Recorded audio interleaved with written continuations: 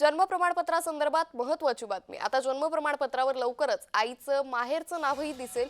महिलेचं सासर आणि माहेरचं नावही लिहा। औरंगाबाद खंडपीठानं राज्य सरकारला या संदर्भातले निर्देश दिलेले आहेत।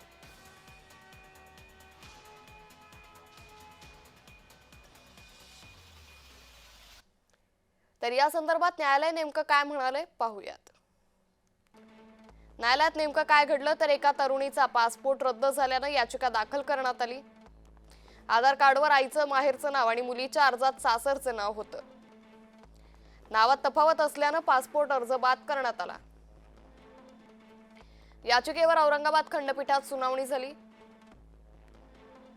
जन्म दाखल्यावर आईची दोन्ही नावं असावीत। महिलेचं माहेरचं आणि सासरचं नावही जन्म दाखल्यावर असावं।